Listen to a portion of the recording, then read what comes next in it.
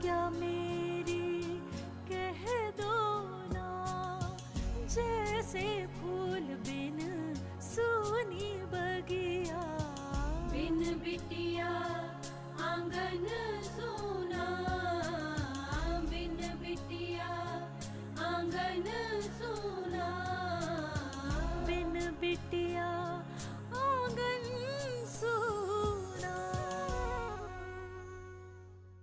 मैंने कहा था ना दादाजी, वो अपनी पूरी ताकत लगा देगी उसे ढूंढने में, और देखिए उसने सरजू का पता लगा ही लिया। तुम इतना परेशान क्यों हो रहे हो अभिमान?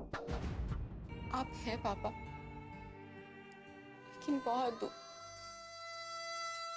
हमारे होकर भी आप हमारे नहीं हैं, नहीं है आप हमारे।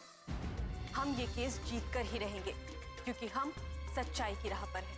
देखना, ऐसा ना हो कि सच्चाई के रास्ते पे चलते चलते तुम लोग एक दिन रास्ते पे ही आ जाओ। कोर्ट कचहरी के चक्कर तो बहुत ही बुरे होते हैं, समय भी बर्बाद होता है, पैसा भी। मिलॉर्ड, एक गौर करने वाली बात यह भी है कि इस नौकरी के संबंध में मानसिंह जी से इन्होंने ये कहा कि ये बात उन्हें सरपंच जी ने बताया, जबकि ऐसा बिल्कुल नहीं था। मानसिंह जी के यहां पे सरपंच जी ने कभी फोन ही नहीं किया था।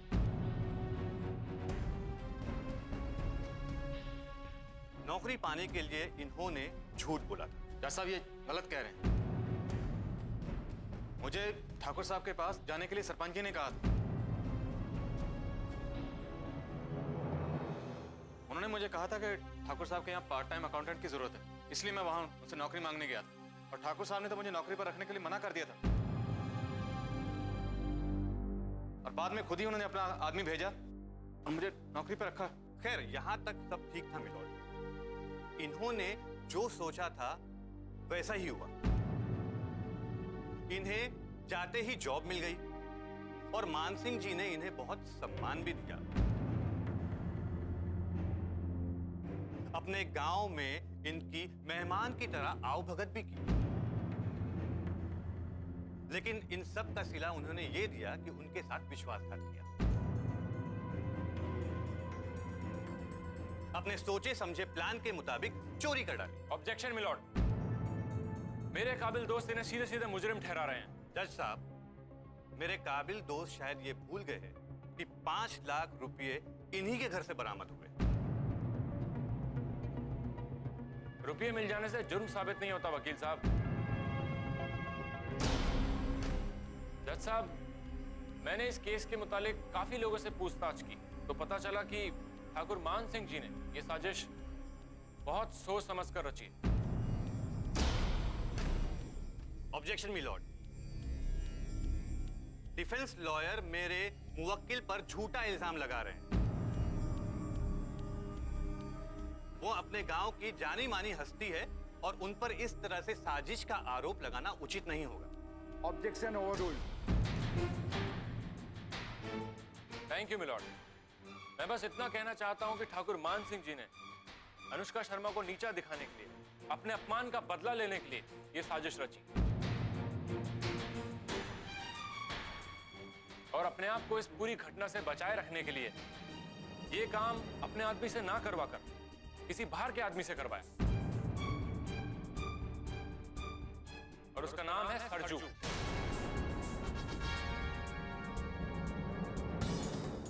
मिलॉर्ड, ये सब मनगढ़ंत बातें हैं। सरजू नाम का कोई आदमी है ही नहीं। है मिलॉर्ड, और मैं ये बात दावे के साथ कह सकता हूं। तो बुलाइए सरजू को, हम भी देखना चाहते हैं कि सरजू है कौन,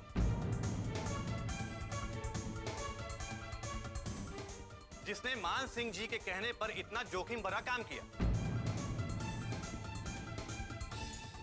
मैं माफी चाहूंगा मिलॉर्ड, मैं सरजू को अदालत में नहीं ला पाया।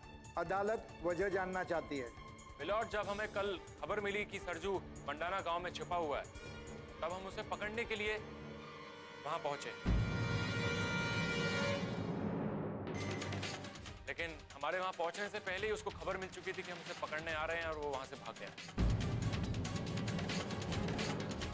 मिलॉर्ड, ये और एक मनगढ़ंत कहानी है।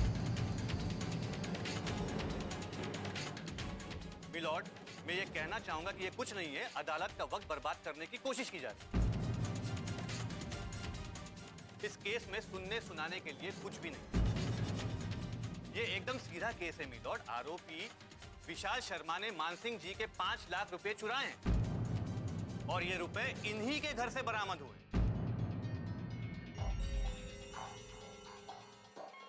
विशाल शर्मा दोषी है मिलॉर्ड, इसलिए मेरी अदालत से दरख्वास्त है कि इन्हें इसकी सजा मिलनी चाहिए। That's all, मिलॉर्ड, मेरे काबिल दोस्त ने जो कहा वो सब झूठ है। मेरे मुवक्किल ने ऐसा कुछ नहीं किया है, इन्हें फंसाया जा रहा है। मिलॉर्ड, मैं मानता हूं कि हमारी तैयारी में थोड़ी कमी थी, इसलिए हम सरजू को पकड़ नहीं पाए। सिर्फ इस वजह से एक निर्दोष को दोषी तो करार नहीं दिया जा सकता ना। और सबसे बड़ी बात तो यह है कि मेरे मुवक्किल का बैकग्राउंड एकदम साफ है। वो कोई एक पेशेवर मुजरिम नहीं है। ये जीवन में उनका पहला मुकदमा चल रहा है, वो भी एक साजिश के तहत। इनका कोई क्रिमिनल रिकॉर्ड नहीं है। ऐसे में एक ही इल्जाम में इन्हें दोषी मान लेना इंसाफ नहीं होगा मिलॉर्ड। इसलिए मेरी आपसे रिक्वेस्ट है कि इनके साफ रिकॉर्ड को देखते हुए इन्हें निर्दोष साबित करने के लिए और इस जुर्म को अंजाम देने वाले असली मुजरिम को पकड़ने के लिए हमें थोड़ी और मोहलत दी जाए।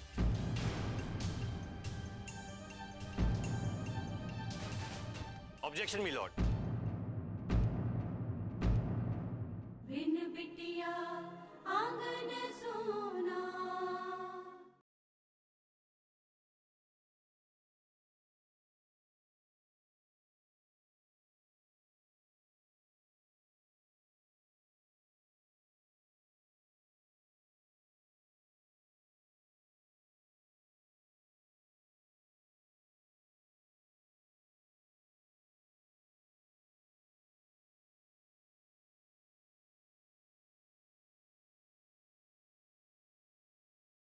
बिन बिटिया आंगन सोना।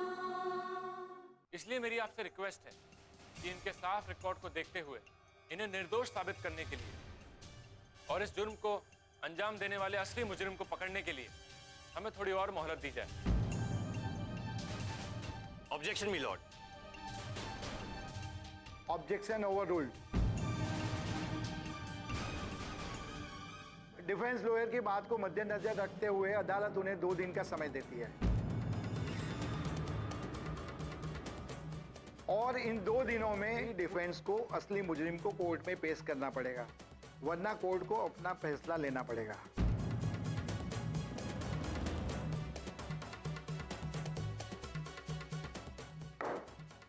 The court is adjourned for tomorrow.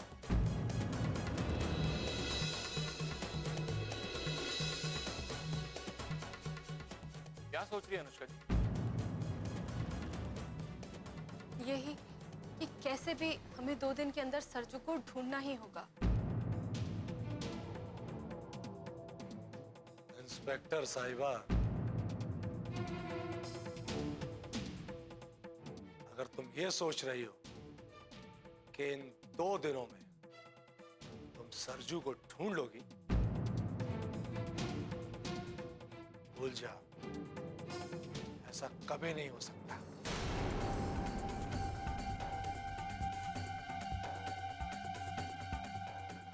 कभी नहीं। चल बेटा।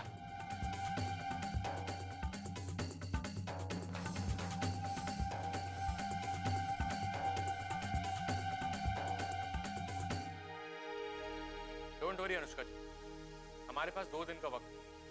हमें उसका पूरा फायदा उठाना है। हमें कैसे भी सरजू को ढूंढ निकालना है।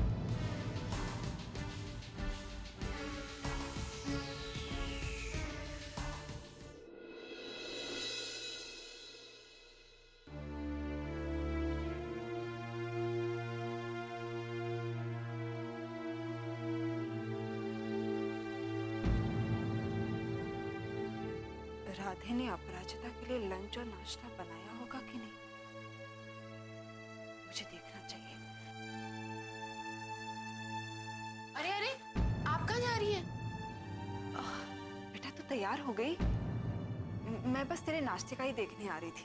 कोई जरूरत नहीं है, आप सिर्फ आराम करेंगी। लेट जाइए आप, चलिए लेटिए। अरे बाबा, मैं सिर्फ देखने जा रही हूँ, मैं कुछ काम नहीं करने जा रही हूँ। बिल्कुल नहीं, आप सिर्फ और सिर्फ आराम करेंगी। नाश्ता क्या बना है क्या नहीं बना वो सब मैं देख लूंगी। आपकी दवाइयाँ इधर रखी हैं, टाइम पर खा लीजिएगा, ठीक है? ठीक है डॉक्टर साहिबा, खा लूंगी। तुम चिंता मत करो अपराजिता, मैं अपनी बेटी का ध्यान रखूंगा और टाइम से दवा खिला दूंगा, ठीक है? थैंक यू नानू। अच्छा माँ, मैं चलती हूँ। बाय बेटा। बाय। अच्छा बेटा सुन तो, जी माँ। अनु से बात हुई क्या? नहीं तो? वो आज विशाल जी की पेशी थी ना कोर्ट में? अरे हाँ, मैं तो भूल ही गई। मैं अनुष्का जी को अभी फोन करती हूँ।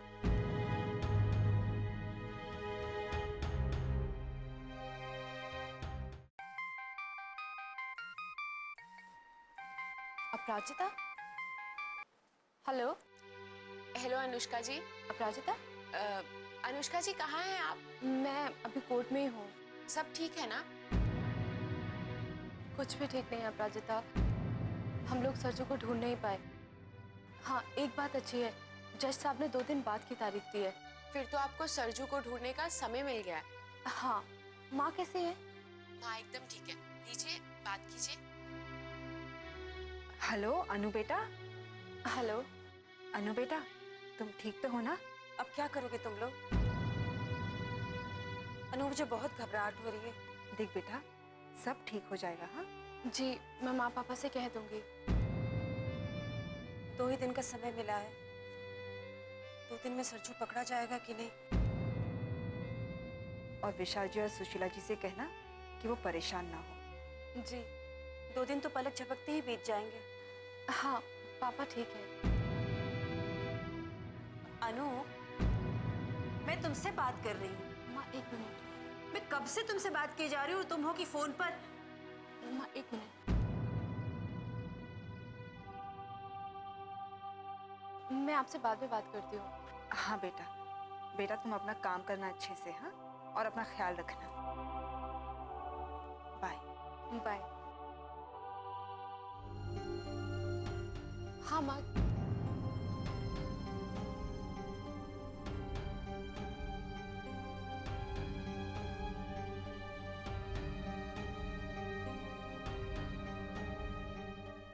बिन बिटिया आंगन सोना।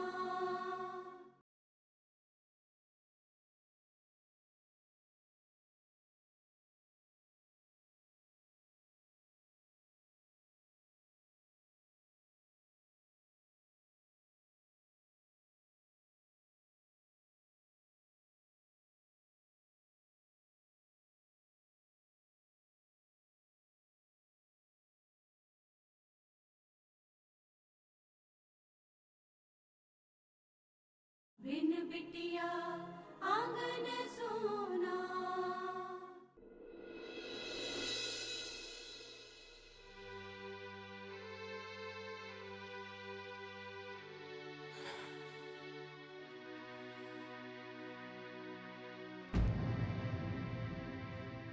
अरे, दवा लेने का समय हो गया है। अरे तुम क्यों उठ रही हो लक्ष्मी? बाबूजी, मुझे दवाई लेनी हाँ हाँ, मुझे पता है कि तुम्हारे दवाई लेने का टाइम हो गया। मैं हूं ना, तुम आराम से बैठे हो। आपको याद रहा बाबूजी? याद क्यों नहीं रहेगा बेटे? जब तुम छोटी सी थी तब भी मैं तुम्हारा ऐसे ध्यान रखता था। अब वही वक्त फिर से पलट कर आ गया। थैंक यू बाबूजी। मैं कितनी भाग्यवान हूँ जो मुझे आपका दुलार मिल रहा है। हाँ हाँ, चलो अब दवाई खा लो जल्दी से। ये लो।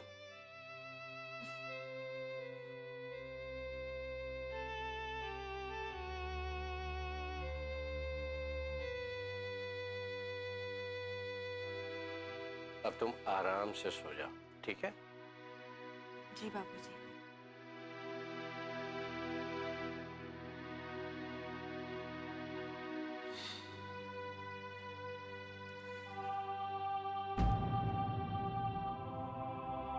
अरे, ये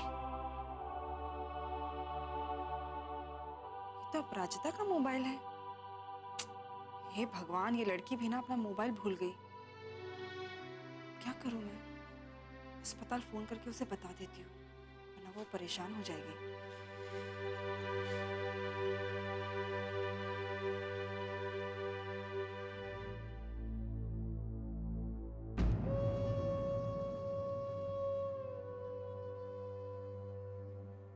पापा, अपराजिता ने इन्हें फोन किया था। और भी कुछ बाकी है सुनना। जब आप जानते हैं कि मेरा और आपका कोई रिश्ता नहीं है, तो क्यों बार बार चले आते हैं यहाँ? जी नहीं पड़ता ये ताने सुन सुनकर आप में स्वाभिमान है कि नहीं? क्यों अब तक उस रिश्ते को सहेज कर बैठे हैं जो साल पहले दम तोड़ चुका है? क्यों अपने दिल में उम्मीद का दिया जला रखा है आपने कि एक दिन हम सब मिलेंगे? मुझ पर एक एहसान कीजिए।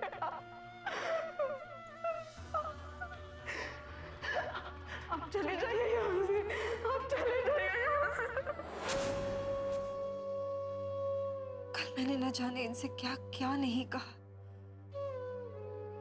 बहुत दुख पहुंचा होगा इन्हें। इनसे मैंने घर से जाने के लिए कहा था।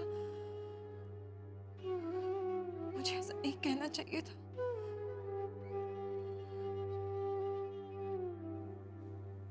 मुझे इनसे माफी मांग लेनी चाहिए।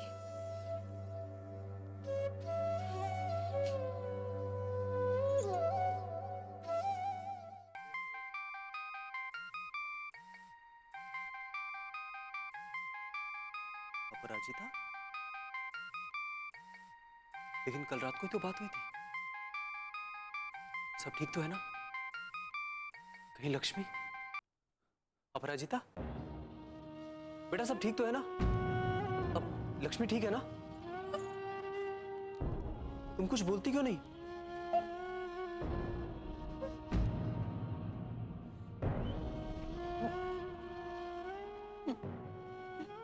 मैं बिल्कुल ठीक हूँ जी। लक्ष्मी? लक्ष्मी तुम बोल रही हो? वो मैंने आपसे माफी मांगने के लिए फोन किया। कल मैंने न जाने आपसे क्या क्या नहीं कहा।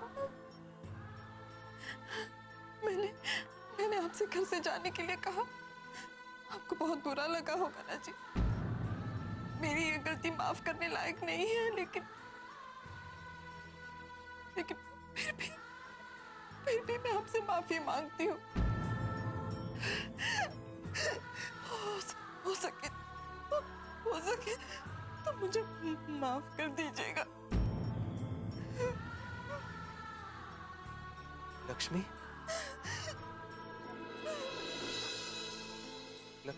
लक्ष्मी? लक्ष्मी?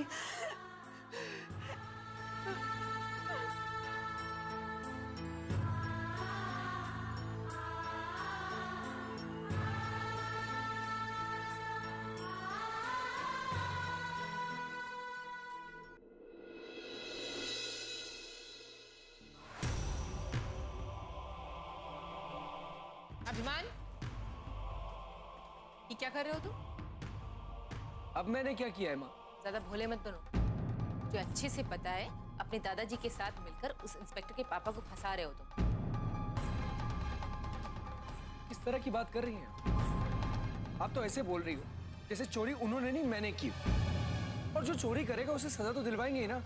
इसमें गलत क्या है? झूठ मत बोलो, उन्होंने कोई चोरी नहीं की है।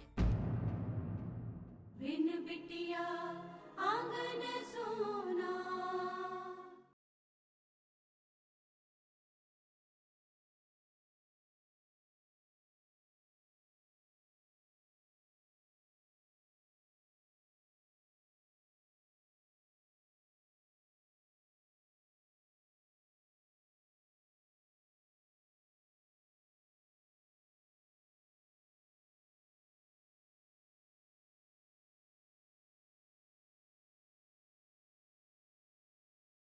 बिन बिटिया आंगन सोना। मुझे अच्छे से पता है अपने दादाजी के साथ मिलकर उस इंस्पेक्टर के पापा को फंसा रहे हो तुम। आप तो ऐसे बोल रही हो जैसे चोरी उन्होंने नहीं मैंने की, और जो चोरी करेगा उसे सजा तो दिलवाएंगे ही ना। इसमें गलत क्या है? झूठ मत बोलो, उन्होंने कोई चोरी नहीं की है। ये सब उस इंस्पेक्टर से बदला लेने के लिए किया जा रहा है। आप इन सब चक्करों में मत पड़ो, अपने घर संसार को संभालो जो आपके हाथों से निकल रहा है। तमीज से बात करो, मुझे अच्छे से पता है मेरा घर संसार कैसे संभालना है। बस ये नहीं पता है कि तुम्हें कैसे सही रास्ते पे लाया जाए। जान से ज्यादा प्यार किया, सारी ख्वाहिशें तुम्हारी पूरी की, और आज समझ में आ रहा है तुम तो इसके लायक ही नहीं थे। बोलिए आपने, जाऊं मैं? अभी मेरी बात खत्म नहीं हुई है। वो इंस्पेक्टर बहुत अच्छी लड़की है। जब तुमने उस पे गोली चलाई थी तो तुम्हारी दादी ने जाके उससे विनती की थी कि वो तुम्हें माफ कर दे, और उसने माँ जी को दिया हुआ वचन भी निभाया। और तुम हो कि उनका एहसान मानने के बजाय उन्हें परेशान किए जा रहे हो। क्या मिलेगा ये सब करके? क्या हो क्या गया? कभी अपराजिता, कभी वो औरत, और अब ये नई लड़की। क्या सब सही लगते हैं आपको? हाँ, जिनसे मुझे प्रॉब्लम है वो सब शरीफ लगते हैं आपको। दूसरों की चिंता रहती है आपको, अपने बेटे की कोई फिक्र नहीं है। इस तरह की माँ है आप, अपने बेटे की खुशियों को बांटने में तुली रहती है हमेशा। अभिमान ऐसा कुछ भी नहीं है। तुम अगर गलती करोगे तो तुम्हें सही रास्ते पे लाना मेरा धर्म है। बस कीजिए माँ, अपना ये धर्म कर्म अपने पास रखिए। मैं सब जानता हूँ, हमेशा दूसरों की फिक्र रहती है आपको, अपने बेटे की बिल्कुल भी नहीं। मेरे बारे में तो सोचती ही नहीं ना। मैं ऐसा करूंगी? बस कीजिए माँ, बहुत वक्त बर्बाद कर दिया आपने मेरा, अब और नहीं। मैं जा रहा हूं। और हाँ, मैं जो कर रहा हूं मुझे करने दीजिए, मेरे मामले में दखल मत दीजिए। और अगर आपको बहुत ही शौक है सलाह देने का तो उन लोगों को दीजिए जिनकी चिंता में आजकल आप परेशान रहती हैं। मैं अपने लिए सही और गलत का डिसीजन ले सकता हूं, समझिए आप?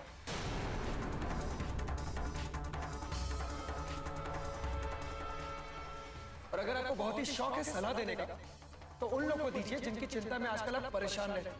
मैं अपने लिए सही और गलत का डिसीजन ले सकता हूं।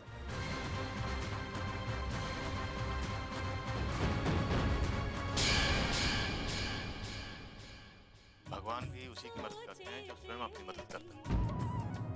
और फिर हमारे हाथ में कर्म करना है, पालना तो भगवान के हाथ में है। कि कोई भी पत्नी अपने पति के लिए ऐसे ही परेशान होगी। जी मैं जानती हूँ वीरेन जी, और इसीलिए मैं भी बहुत ज्यादा परेशान हूँ। वो परिवार जो हमेशा बेदाग जिंदगी जीता आया हो, उसे अचानक ऐसे कलंकित होना पड़े, वो भी उस बात के लिए जो उसने कभी किया ही ना हो, तो दर्द होता है। और ऊपर से बेटी इंस्पेक्टर हो और असली मुजरिम तक पहुंच भी ना पाए, तो दर्द होता है।